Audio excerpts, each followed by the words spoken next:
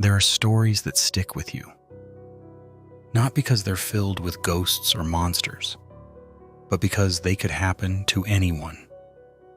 Tonight, I'll share 3 true horror stories. 3 people who thought they were safe until they weren't. From quiet suburbs to endless forests, these are the moments when ordinary life turns into a nightmare. Turn off the lights, put on your headphones. Let's begin. Story 1. The Singer in the Room. John lived in Florida. What I'm about to tell you happened about 3 weeks after Hurricane Irma. You'll see why that detail matters later. A few months earlier, John had divorced his wife. He just moved into a small gated neighborhood, 15 houses total, all built around an artificial lake. It was the kind of peaceful place where everyone knew each other, where people threw small barbecues every weekend, and where nothing bad ever really happened. But John didn't go to those gatherings. He was still depressed about his divorce. He mostly kept to himself. There was only one neighbor he talked to, Steve, a retired Marine who lived right next door. They got along well, and Steve would sometimes stop by to check in on him. Now John had a daughter named Alice. She lived with her mother during the week, but every weekend she came to stay with John. Her bedroom was the one that faced the lake. The window looked straight out over the water. That detail will also matter later. Like every dad in the world, John was completely in love with his little girl. He counted down the days every week, waiting for the weekend when he could see her again. And when the hurricane hit, what broke his heart most wasn't losing power or dealing with damage. It was not being able to see Alice for 3 whole weeks. Finally, once things returned to normal and the electricity came back, Alice returned to spend the weekend with him. Everything seemed fine at first, until she started saying strange things. She began complaining about the singer. She said she didn't like her anymore. She didn't want to see her again. At first, John thought she was talking about a teacher or maybe a friend from school or even her mom. He brushed it off. Kids say weird things all the time. But that Saturday night, something happened that changed everything. In the middle of the night, Alice suddenly started screaming. John jumped out of bed and ran to her room. His heart was pounding. He turned on the light and found Alice hiding under her blanket, shaking and crying. He rushed to her side. "What's wrong, sweetheart? What happened?" Alice pointed toward the corner of her room and whispered, "She's there, the singer." Now, if that were me, I'd grab my kid and dive out the window. But John actually looked. He stared into the corner. Nothing. No one in the corner. No shadow. No movement. He checked the closet, empty. Under the bed, nothing. But Alice insisted over and over again that the singer had been there. John did his best to calm her down. He told her it was just a bad dream. He even let her sleep in his bed for the rest of the night. The next morning, he still felt uneasy. He didn't believe in ghosts, but something about her fear had felt real. So that day, he went to the store and bought a baby monitor, the kind with a mic and a speaker so he could hear everything happening in her room. He set it up before bedtime. Alice fell asleep peacefully that night. Everything seemed fine. The next weekend, though, Alice caught a little virus at school and couldn't come over. So John spent the weekend alone. That Saturday night around 2 a.m., John woke up. At first, he didn't know why. Then he realized he could hear something through the baby monitor. A soft voice, a woman's voice, humming a lullaby. He froze. He wasn't dreaming. He was wide awake. The melody drifted through the speaker, slow, quiet, like someone was sitting right next to the microphone. Then the voice spoke. "Alice, are you awake?" John's blood ran cold. Alice wasn't there that weekend. She was at her mother's house. He grabbed his phone and called Steve, the Marine neighbor.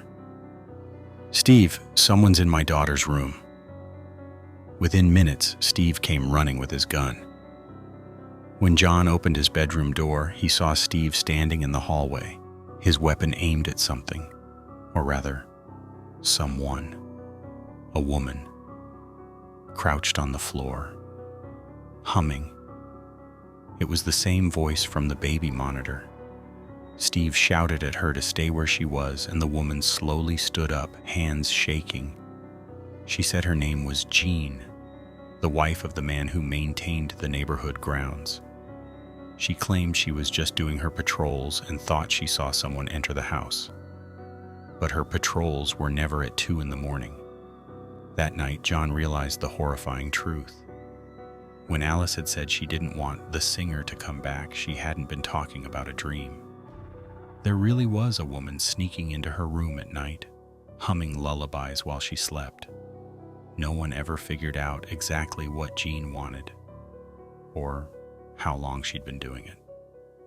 John installed bars on Alice's windows the very next day, and ever since then, every time she comes over, he checks the locks twice. Because some monsters don't hide under your bed. They sing at your window. Story 2. The Laughter in the Woods. Tom and his friends had a tradition. Every year they'd go camping deep in the forest. No phones, no electricity, no other people, just the 4 of them. Tom, Bennett, Kyle, and Jonah. It was their way to reconnect since university had scattered them across the country. That year, everything started perfectly.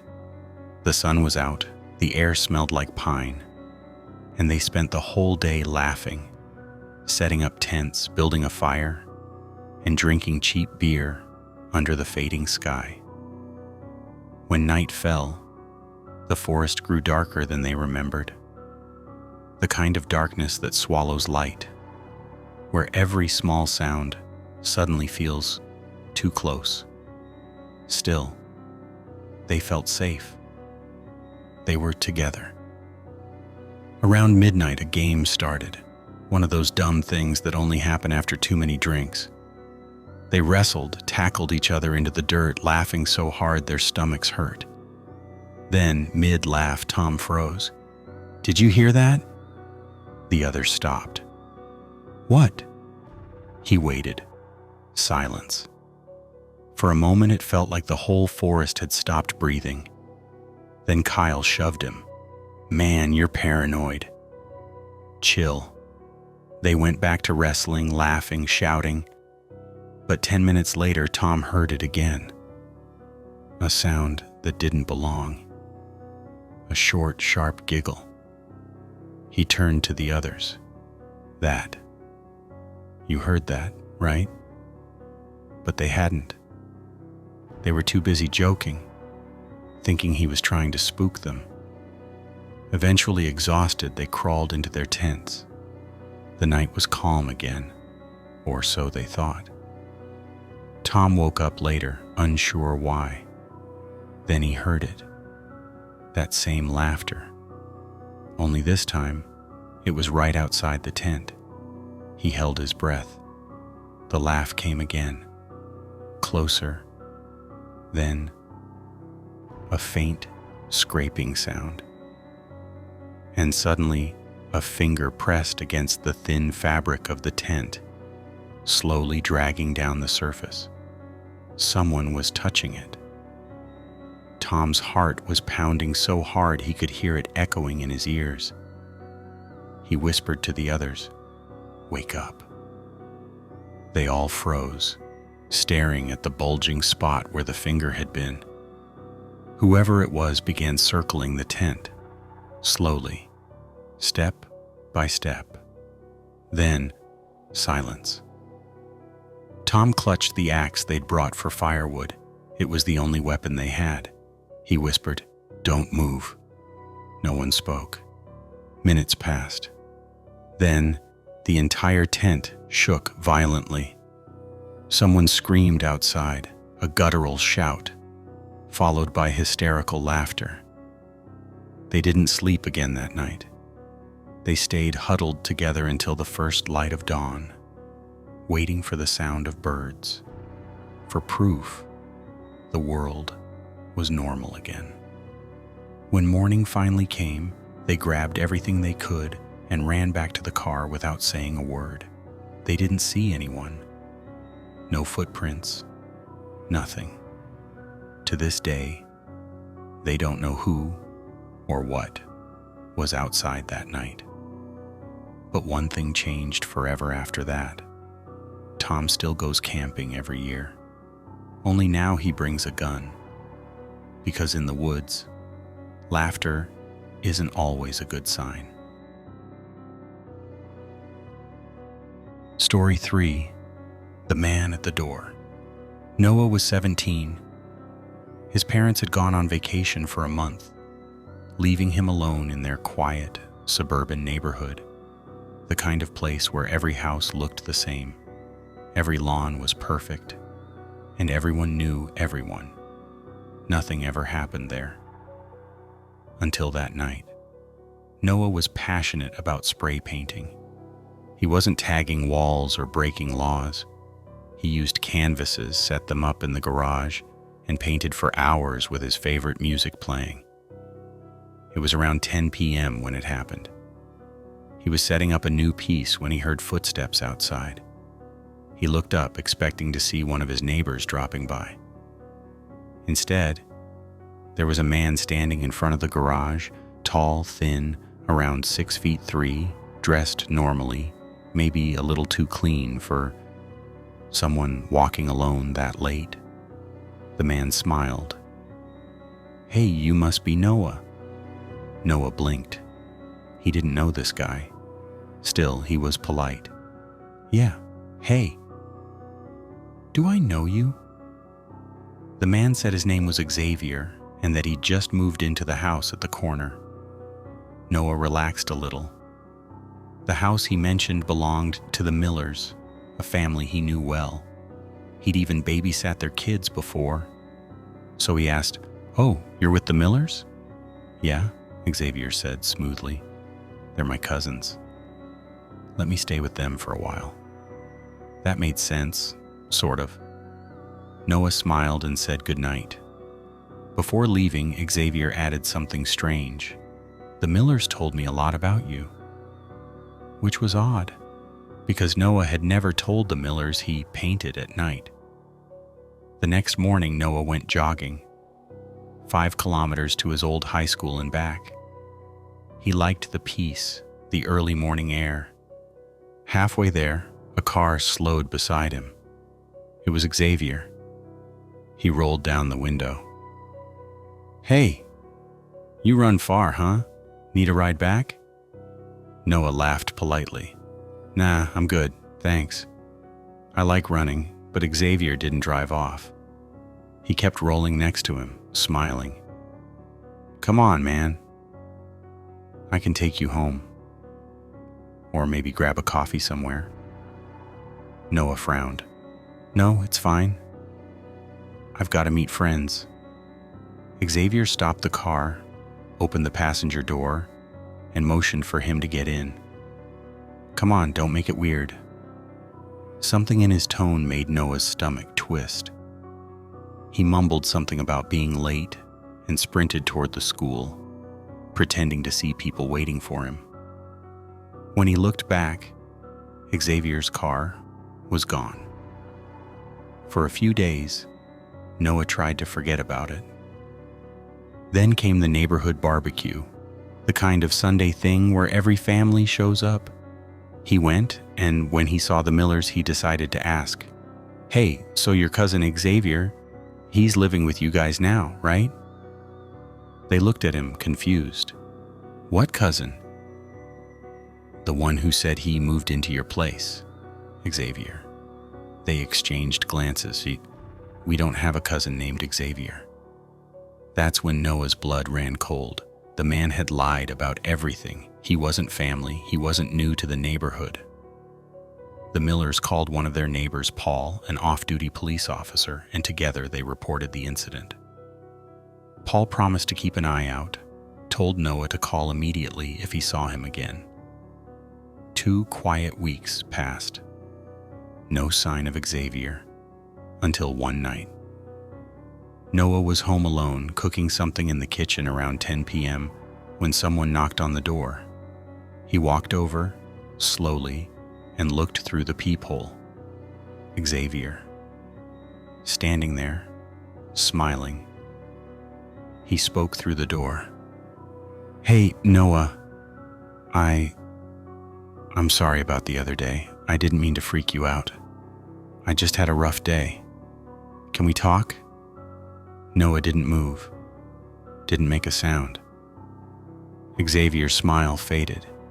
His voice got louder. "Come on, man. Open the door. I'm not going to hurt you." The handle rattled, but Noah had locked it. Then Xavier whispered, "They're waiting for us, you know. You should open the door." Noah froze. That's when his dog came downstairs, barking violently at the door, and Xavier laughed. He said, "They never told me you had a dog." That laugh, calm, knowing, made Noah snap out of his paralysis. He ran to the garage, grabbed his phone, and called Paul. By the time the police arrived, Xavier was gone. No footprints, no tire tracks. Noah stayed at a friend's house for a few days while his parents changed every lock in the house. Xavier was never seen again. The police patrolled for weeks, but never found anyone matching his description.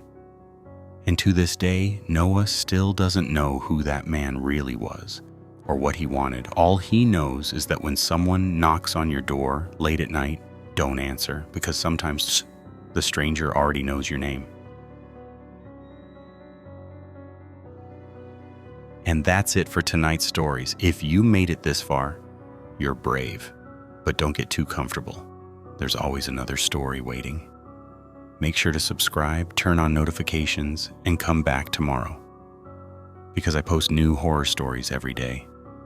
Sleep tight if you can.